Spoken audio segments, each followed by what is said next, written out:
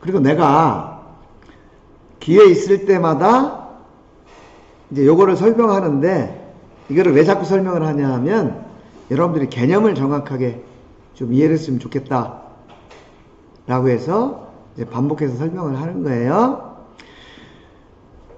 우리가 3차원 측정 관련된 걸 설명할 때 그 얘기를 했죠. 이 치수를 잘 맞추려면 치수를 어떻게 잘 맞출 거냐, 이게 중요한 게 아니고, 일단 형상, 진직도, 평면도, 진원도, 원통도, 이런 형상 편차가 잘 가공이 돼야 치수가 잘 맞고, 그 다음에 평면이, 예를 들면 평면도가 아무리 완벽하다 하더라도 치수라는 것은 두 평면 간의 관계잖아요. 그러다 보니까 평면도도 예를 들면 중요하지만 두 평면의 평행도가, 이건 자세 편차죠. 자세 편차가 잘 맞아야 또 치수가 잘 맞는다, 이런 거고요. 그 다음에 또 위치도, 동심도, 이런 위치 편차가 잘 가공이 돼야 기능을 잘 발휘할 수 있다. 흔들림, 그죠?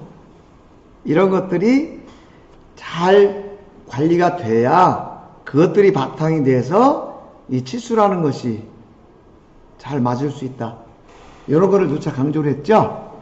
그래서 지금 요 형상에서 흔들림까지 요 부분을 우리가 기하공차라고 표현을 했어요. 그래서 이 기하공차를 바탕으로 해서 뭐 크기, 치수, 그죠? 이런 것들을 우리가 관리를 한 거예요. 그래서 여러분들이 기하공차와 치수, 요 영역에 관한 것들을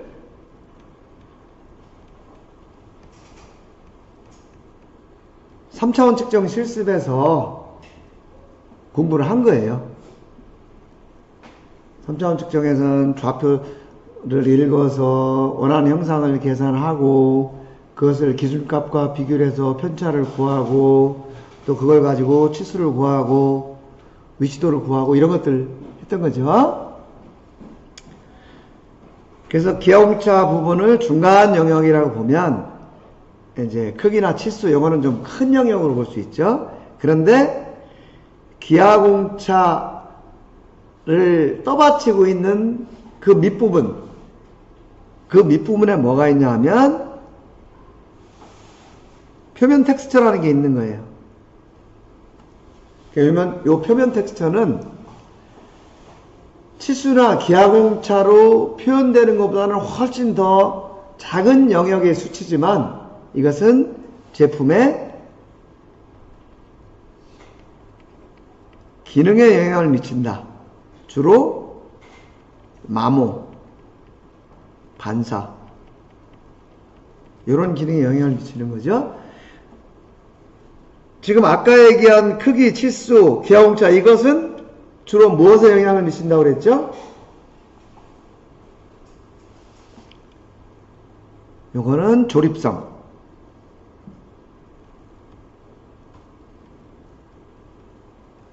조립성에 관한 것들이었어요. 그래서 요 텍스처, 요 부분을 우리가 진원도, 거칠기, 요 실습을 했던 거예요. 이것은 마모나 아니면 반사, 윤활, 이런 거와 관련된 기능에 영향을 미친다. 그래서 우리가 그 측정을 하는 대상,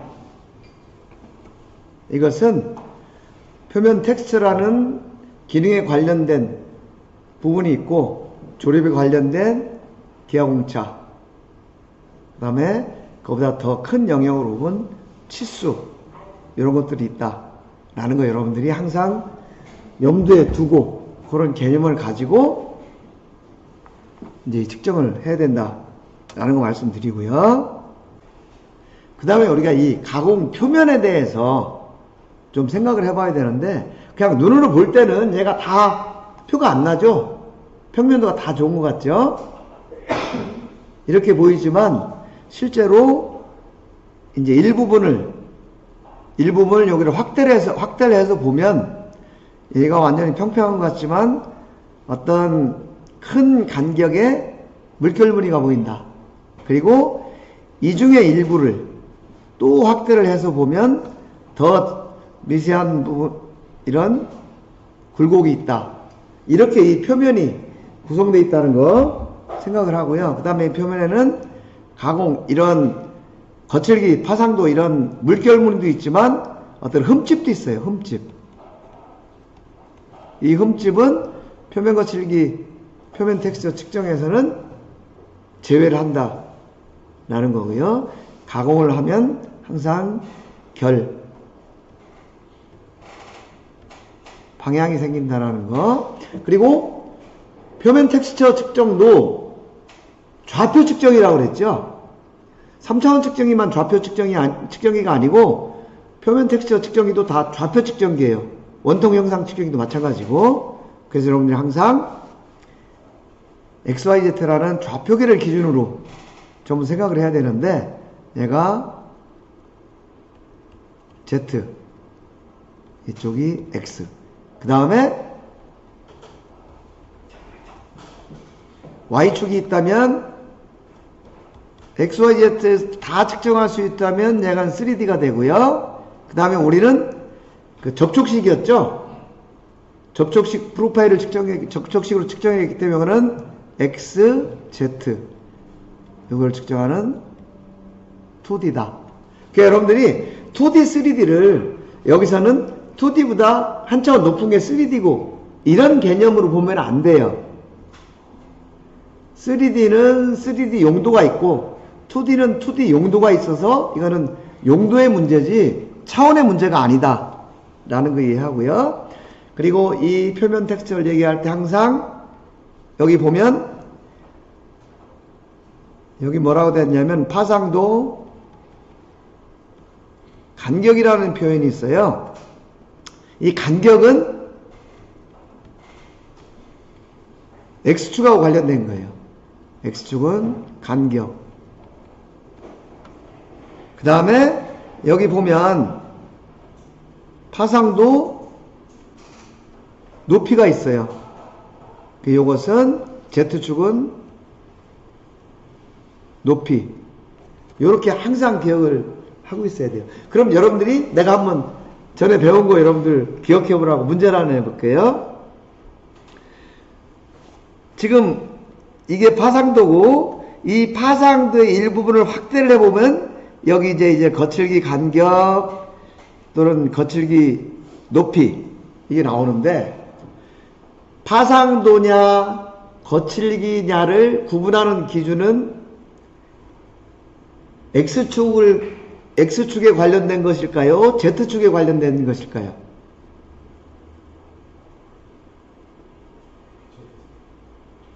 예? 이 X축 간격, 이거를 우리가 다른 말로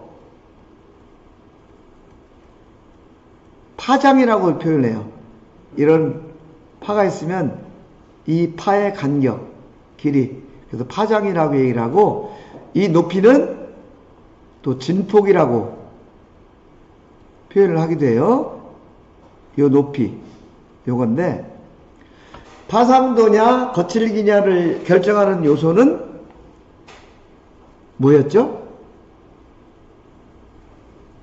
이거는 몇 밀리미터 이상은 거칠기, 몇 밀리미터 이상은 파상도, 이렇게 구분하는 게 아니라고 그랬죠? 거칠기냐 파상도냐라는 것은 컷오프 값을 얼마로 결정을 하느냐에 따라서 컷오프 값이 작았을 때는 파상도였던 성분이 컷오프 값이 커지면은 거칠기가 되고 이렇게 된다고 그랬죠. 그래서 이것은 거칠기냐 파상도냐는 거칠기, 파상도, 이것은 람다 C라는 컷오프를 기준으로 계산을 하는데, 이 컷오프의 단위가 뭐였어요? 밀리미터였죠? 이 컷오프는 파장을 가지고 얘기를 하는 거였어요. 결국 파장이 나는 것은 어느 축이 돼요? X축이 되죠. 그래서 우리가 얘기하는 거칠기냐 파상도냐의 기준은 X축 성분에 의해서 구분이 된다 라는 걸 여러분들이 개념적으로, 이거는 우리가 일반적으로 생각하는 거칠기 하면은 이런 개념으로 생각을 안 했어요. 근데 여러분들은 앞으로 이런 식으로 생각을 해야 된다는 거예요. 그리고 RA냐, 뭐 RT냐, RZ냐 이런 것들은 전부 Z축에 관한 항목이다. 이렇게 여러분 이해를 해야 되는 거죠. 자, 가공표면의 구성. 가공표면은 가공결이 있고, 그 다음에 파상도 간격, 파상도 높이, 거칠기 간격, 거칠기 높이. 여기서 간격이라는 것은 X축, 높이는 Z축. 이것도 X, Z. 이런 큰 굴곡을 파상도, 작은 굴곡을 거칠기라고 했는데, 이것은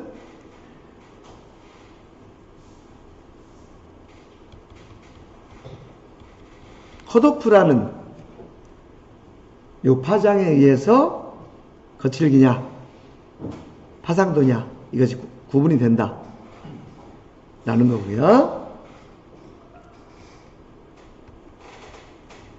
거칠기, 이거는 절대적인 어떤 기준을 가지고 하는 게 아니다 라는 거 얘기했고요. 그 다음에 또 한 가지 여러분들이 표현상에 주의를 해야 될 것은, 우리가 실습할 때 보면 표면 거칠기 그래프가 전부 이런 식으로 나와 있었죠. 그죠? 그러다 보니까 여러분들은 이게 막 굉장히 거칠거칠하다 이렇게 생각을 했는데, 이것은 실제 형상이 아니에요. 실제 형상 비율이 아니고, 실제 비율은 1대1로 그리면 이렇게 생긴 거예요. 이렇게 생긴 건데, 문제는 뭐냐면, 예를 들어서 RZ가 1마이크로메타다. 그럼 1마이크로메타 눈에 보여요? 안 보여요? 안 보이잖아요. 그러다 보니까 이 1마이크로메타라는 높이를 우리가 볼 수 있게 확대를 시키려다 보니까, 예를 들어서 1마이크로메타를 1mm로 표현을 했다고 가정을 해보자 이거죠. 10마이크로메타면 10mm가 되죠. 이게 이 높이가 예를 들면 1마이크로메타를 10마이크로메타로 표현했다. 그러면 10,000배로 확대를 한 거죠. 1마이크로메타를 1000배를 확대를 하면 1mm가 되잖아요. 10mm로 확대를 하면 10,000배를 확대를 해서 이 진폭을 보는 거예요. 근데 만약에 평가 길이를 4mm, 여러분들 0.8 곱하기 여기 4mm 했죠? 그래프를 이 비율을 1대1로 그리려면은 4mm를 10,000배 하면은 4000mm를, 아니 40,000mm를 그래프를 그려야 되잖아요. 끝도 없이 길어지겠죠? 그러면 그렇게 그리는 건 불가능하잖아요.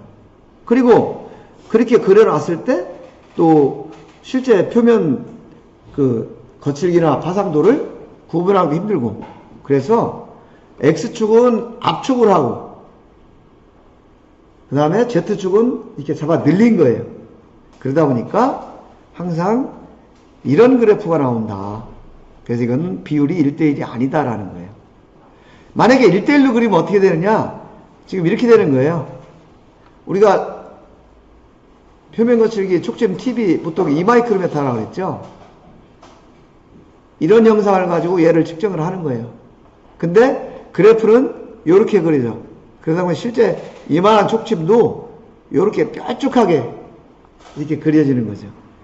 그리고 여기서 또 한 가지 여러분들이 이제 생각해 봐야 될 것은, 아무리 얘가 2마이크로메타라는 것이 뾰족하지만 실제 이 표면을 100%다 읽어낼 수는 없다는 것을 또 여기서 알 수가 있죠.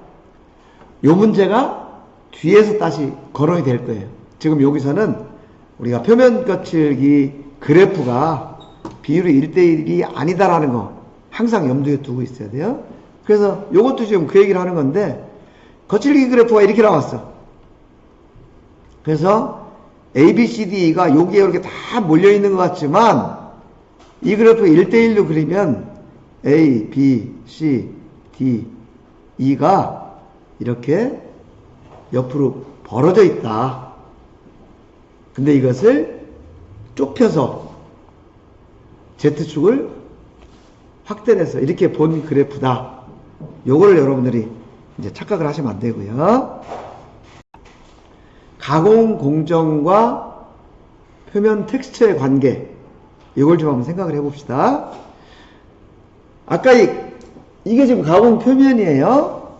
여기에 영향을 미치는 요소가 여러 가지가 있는데, 그 중에 이제 공작기계, 그 다음에 공구, 작업 방법, 습관, 환경 조건, 이런 것들에 의해서 이 표면에 어떤 현상이 나타나는 거예요. 그래서 이 표면 텍스처, 이거를 우리가 가공 공정의 지문이다, 이렇게 표현해요. 한날 한시에 태어난 쌍둥이도 지문은 다 다르다고 그러죠. 그러니까 우리가 경찰서에 가서 지문 조회하면 이 사람의 인적사항이 다 나와. 범죄 현황도 다 나오고. 즉 지문을 조회하면 그 사람 다 알 수 있듯이, 가공 공정의 모든 현상은 가공 표면에 나타난다. 그래서 이걸 분석을 하면은 이것이 가공된 현상을 알 수가 있어. 그래서 표면 텍스처를 가공 공정의 지문이라고 얘기를 한다 라는 거고요. 자, 이런 가공을 통해서 표면이 만들어지는 거예요. 이거는 평면 밀링, 이거는 연삭. 밀링은 절삭이고 연삭은 입자 가공이에요. 그 다음에 요거는 선반 가공, 요거는 원통 연삭. 선반 가공은 절삭이죠. 요것도 절삭, 내경 가공하는 거. 요거는 내경을 연삭으로 가공하는 거. 그 다음에 요거는 브로칭이라고 그래가지고 이게 깎아내는 거예요. 회전하지 않고 그냥 상하운동을 하면서 깎아내는 거고, 요거는 사람이 손으로 어떤 표면을 가공하는 거고, 공작기계 이런 거 많이 써요. 그리고 요거는 표면을 아주 거울면처럼 가공하는 격면 가공. 요거는 입자를 가지고 표면을 문질러서 가공하는 랩핑이라고 그러죠. 요런 작업들을 통해서 이 표면이 만들어지는 거예요. 그리고 이거는 절삭할 때 칩을 이렇게 밀어내는 거를 확대해서 사진을 찍어 본 거예요. 그래서 이런 가공을 통해서 표면이 만들어지면 그 표면은 공정별로 어떤 특징을 가져요. 그래서 금방 얘기한 거, 연삭, 다이아몬드 선반, 랩핑, 사람이 이렇게 아까 사람이 끌로 미는 작업한 거 있죠? 그걸 스크래핑이라고 그래요. 그리고 아까 이렇게 깎아낸 거, 그런 거를 쉐이퍼 가공 또는 브로치 가공 이렇게 표현을 하는데요. 이런 식으로 가공 공정에 따라서 무늬가 어떻다는 게 나타나. 그래서 여러분들이 나중에 현장에 가서 쭉 경험을 쌓고 연구를 하다 보면, 딱 측정해 보면, 이건 뭘로 가공했네? 대머리 알 수가 있어요. 그리고 또 그 표면을 보면 이것이 정상적인 면이냐, 아니면 이송을 할 때 오차가 있는 거냐, 공구의 떨림 때문에 진동이 나타난 거냐, 이런 것들을 여러분이 표면 거칠기 특정 결과를 보고 알 수 있어요. 그래서 표면 텍스처, 표면 거칠기, 이거를 가공 공정의 지문이라고 한다. 라는 거예요.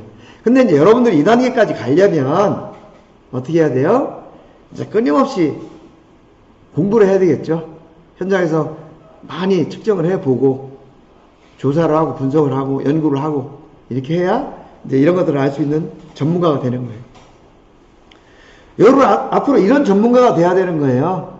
안 그러면 이제 로봇하고 경쟁이라고 그랬죠? 로봇하고 경쟁은 의미가 없다. 그런 얘기 했고요. 자, 표면이 이제 어떻게 구성되어 있느냐.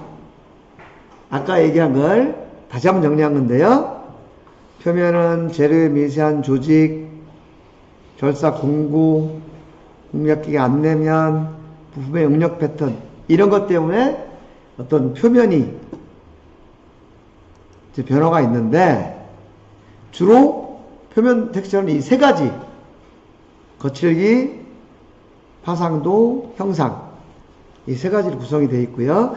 거칠기는 주로 가공 공정, 파상도는 주로 공작기계, 형상은 일단 공작기계 안내부, 그 다음에 재료의 응력, 이런 것 때문에 이제 생기는 거예요. 근데 우리가 일반적으로 가공은 잘할수록 좋다고 생각을 하죠. 근데 이 표면 거칠기, 이것은 너무 좋으면은 작업성이 떨어질 수가 있어. 예를 들면 페인트 칠을 한다든지 어떤 도금을 한다든지 했을 때 표면이 너무 매끄러우면 작업이 잘 안 될 수도 있다. 그래서 의도적으로 생성시키는 경우도 있고, 또 규격을 규제를 할 때 얼마 값보다 더 잘 가공을 하면 안 된다. 이렇게 표시를 하기도 해요. 근데 이 표면 텍스처가 주로 거칠기, 파상도, 형상인데 이것이 발생하는 원인도 다르고 또 제품의 기능에 미치는 영향도 달라. 그래서 우리는 이것을 내가 필요한 것을 분석하기 위해서 이 형상들을 분리를 해야 되는 거죠. 이 성분들을. 그래서 그 분리를 하기 위해서 사용하는 게 뭐다? 필터라는 거죠. 자, 표면 프로파일이 형상, 파상도, 거칠기, 이게 다 혼합이 돼서 이렇게 보여요. 근데 나는 지금 이것을 가공하는 그 공정에 공구의 진동을 분석을 해가지고 그 영향을 좀 알고 싶다. 그러면 요 성분만 뽑아내야 돼요. 그 다음에 공작기계 안내면을 오차가 얼마나 영향을 주는지 좀 알고 싶다. 그러면 요 성분만 뽑아내야 돼요. 진동에 관련된 성분을 알고 싶다. 그럼 요것만 뽑아내야 돼요. 그러다 보니까 어떤 작업을 해야 되느냐? 프로파일을 분리를 해야 된다는 거죠. 왜냐하면 발생 원인과 제품의 성능이 영향이 다 다르기 때문에. 필터라는 걸 이용해서 분리를 하고요. 가공 결의 수직 방향으로 측정을 하면 이런 형상이 나오죠. 이런 형상이 나오는데 이것을 필터라는 것을 통과를 시키면 이 컷오프에 의해서 거칠기하고 파상도가 분리가 되는데, 문제는 이 필터라는 것이 도대체 무슨 역할을 하고 컷오프라는 것이 무슨 역할을 하길래 이렇게 분리가 되느냐 라는 것을 여러분들이 이해하는 게 중요하다. 필터, 요거는 여과 장치고, 필터링은 요거 하는 작업을 얘기하는 거예요. 필터를 설명할 때 요 그림을 계속 봤죠? 우리가 흔히 모래하고 자갈, 이것이 섞여 있는데, 자갈과 모래, 이거를 구분할 때 예를 들어서 필터링은 설명을 하죠. 이것이 체예요, 체. 우리가 채라는 거, 걸러내는 거 알죠? 이것을 걸러내는 장치, 이걸 필터라고 생각을 하고, 요 망, 채 망의 크기, 요거를 컷오프 파장이라고 이렇게 비유를 하는 거예요. 이 채 망의 크기가 커지면은 모래가 늘어나요? 자갈이 늘어나요? 채 망의 크기가 커지면 밑으로 빠지는 게 많으니까 모래의 양이 더 많아지죠. 채 망의 크기가 좁아지면 밑으로 빠지는 게 줄어들고 위에 걸리는 게 많으니까 자갈이 늘어나요. 그래서 모래로 구분할 거냐 자갈로 구분할 거냐라는 것은 이 채 망의 크기에 따라서 달라진다는 거죠. 마찬가지로 이 성분이 거칠기냐 파상도냐라는 것은 이 컷오프라는 요 파장에 의해서 결정이 된다.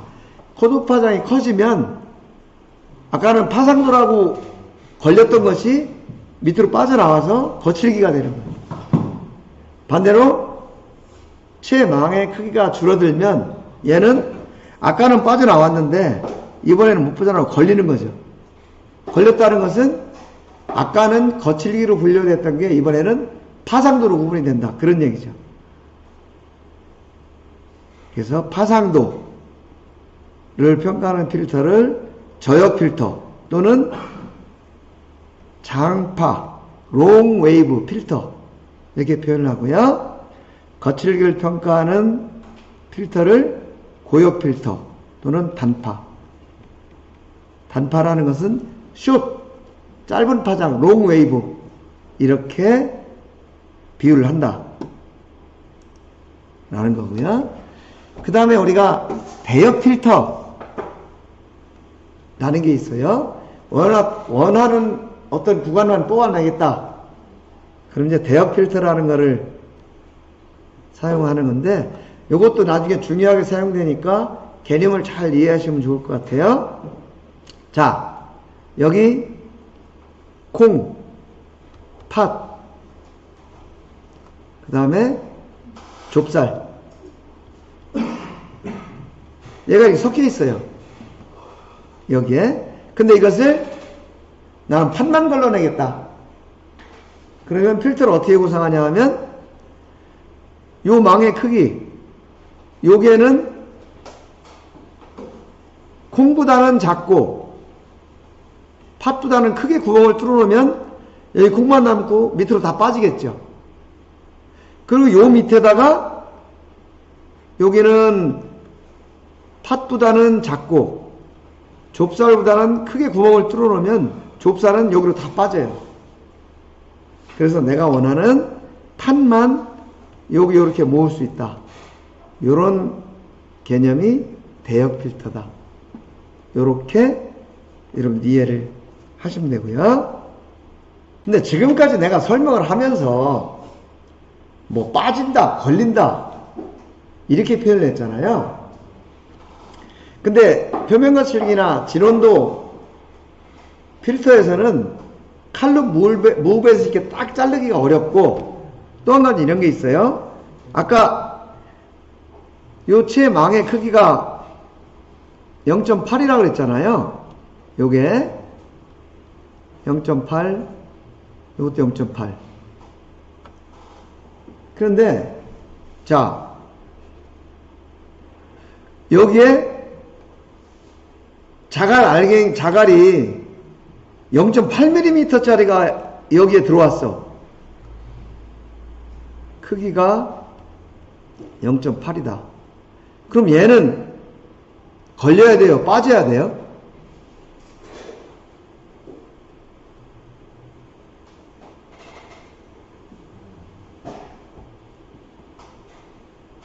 여러분 생각할 때 얘는 걸려야 될 것 같아요? 빠져야 될 것 같아요? 걸린다고 하기도 그렇고 빠진다고 하기도 그렇고 그죠?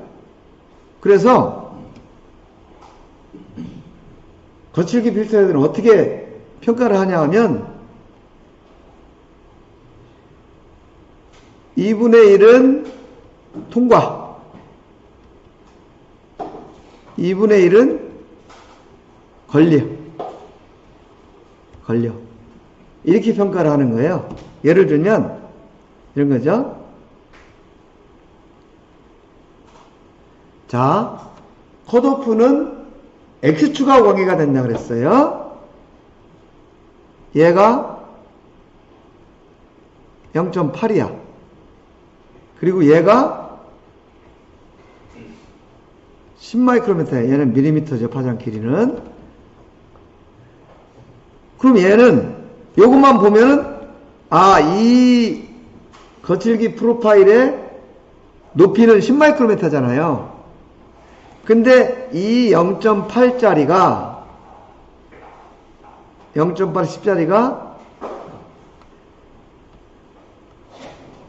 람다시 0.8이라는 이 필터를 통과하면은 어떻게 되느냐?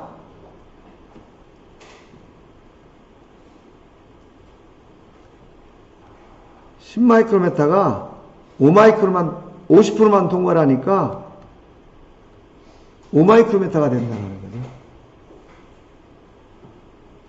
그러면은 또 우리가 이런 질문을 할 수가 있어요. 여러분들 학점을 줄 때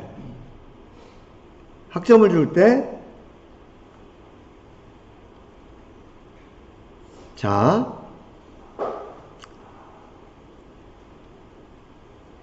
85점이라는 걸 기준으로 85점이 넘으면 B, 85점이 안 되면 C. 예를 들면 이렇게 정했다고 가정을 하자 이거죠. 뭐 좀 더 효과를 높이기 위해서 얘를 A라고 가정을 합시다. A. 그러면은 85점 맞은 사람은 A죠.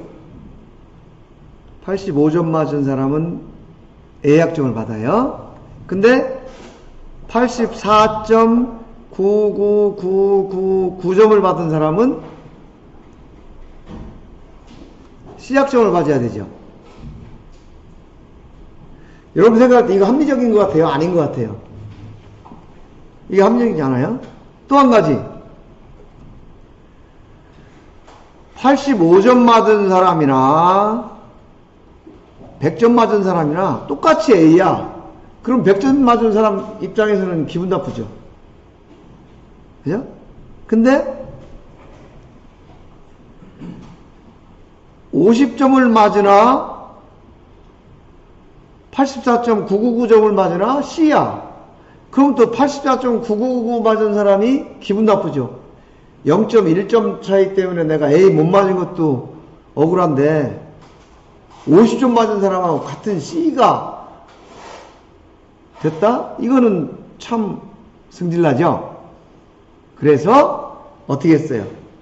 5점 단위를 해가지고 C0, C 플러스, B0, B 플러스, A0, A 플러스 이렇게 구간을 나눠준 거잖아요.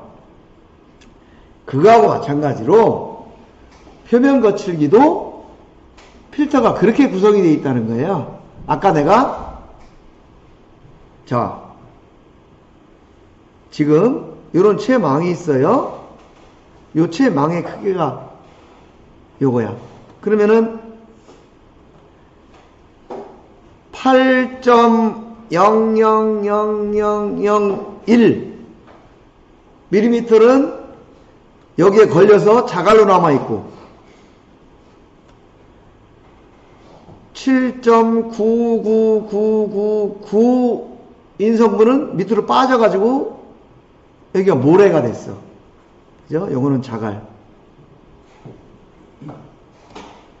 모래. 이렇게 치면 이게 말이 안 되는 거죠. 이게 말이 안 되고 또 자갈 중에서도 큰 자갈, 작은 자갈이 있을 거고 모래 중에서도 고운 모래, 거친 모래가 있을 거라는 거죠. 그래서 이런 것들을 모래 자갈 딱 이렇게 구분을 한 게 아니고 사실은 어느 비율대로 이 성분이 포함되게 필터라는 걸 구성을 했다라는 거예요. 그래서 실제 표면 거칠기를 측정을 하면 그 값을 계산하는 것이 그렇게 걸렸다 빠졌다 뭐 모래다 자갈이다 이렇게 구분을 하는 게 아니고 이 컷오프 얘가 지금 컷오프가 0.8이거든요. 예를 들어서 0.8짜리 컷오프를 선택을 했다라고 한다면 예를 들면 이런 거예요. 얘가 예를 들어서 1.5mm 파장을 가진 성분이 진폭이 10마이크로메타였다.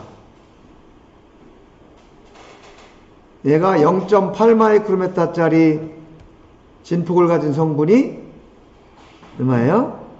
또 10마이크로메타였다. 그 다음에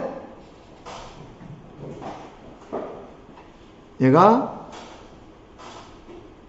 0.5mm 진폭을 가진 성분이 10마이크로메타였다. 그럼 아까 설명한 걸로 치면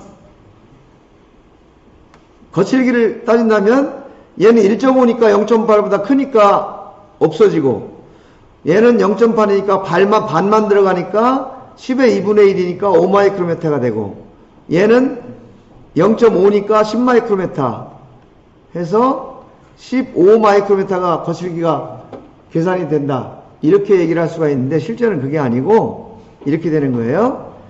컷오프가 0.8인데 요 파장이 0.8이다. 그럼 0.8이 여기에요. 요 0.8 파장이 쭉 위로 올라가다가 요 0.8 컷오프 요 곡선하고 만나는 여기서 옆으로 쭉 가면은 50%. 그러니까 0.8짜리는 10마이크로메타 곱하기 50% 하니까 얘는 얼마가 되냐면 5마이크로메타가 돼요. 5마이크로메타. 그죠? 요 10마이크로메타의 50%니까. 그 다음에 1.5짜리. 1.5는 여기가 2.5니까 한 1.5면 여기쯤 돼요. 파장이. 그럼 얘가 위로 쭉 올라가다가 여기서 만나죠? 옆으로 쭉 가니까 여기쯤 돼요. 얘가 옆으로 쭉 가니까 그럼 얘는 10%, 20%, 여기가 25%쯤 되네요. 대략. 그러면 얘는 1.5짜리 요 파장을 가진 요 성분은 10마이크로메타 곱하기 25% 하니까 얘는 얼마가 돼요? 2.5마이크로메타가 돼요. 그 다음에 0.7짜리 요 0.7짜리는 0.5짜리 요건 아까는 100% 다 통과한다고 했죠. 근데 실제는 여기가 0.25 0.8 하니까 0.5는 한 요쯤 돼요. 요쯤 되면 얘가 쭉 올라가다가 0.8하고 만나는 여기에서 옆으로 쭉 가보니까 한 여기쯤 되네요. 여기쯤 되니까 얘는 한 89%쯤 돼요. 그러니까 얘는 0.5짜리는 10마이크로, 이 10마이크로미터는 요 높이를 얘기하는 거예요. 곱하기 요거 89% 하니까 얘는 8.9 마이크로메타. 그래서 5 마이크로메타 플러스 2.5 플러스 8.9 하면은 얘는 얼마가 되냐면 얼마가 돼요? 16.4 마이크로메타. 요게 되는 거죠. 실제 요게 되는 게 아니고. 그래서 이런 식으로 표면 거칠기 필터가 구성이 되어 있다 라는 거를 여러분들이 이해를 하면 좋겠고요. 다음 시간에 요거는 직접 실습을 하면서 다시 한번 공부를 해볼 거예요. 오늘은 여러분들이 그동안 배웠던 표면 텍스처에 관한 지식을 좀 더 수준을 높이는 차원에서, 그리고 그 지식의 깊이를 더 깊게 하는 차원에서 몇 가지 중요한 사항들을 설명을 했어요. 여러분들이 오늘 공부한 걸 바탕으로 다음 주에 표면 거칠기 필터를 적용해서 계산하는 실습을 할 거니까 오늘 배운 내용들을 돌아가셔서 레포트 쓰면서 다시 한번 정리를 해보시기 바랍니다. 아시겠죠? 예, 여러분 오늘 수업 여기까지 수고하셨습니다.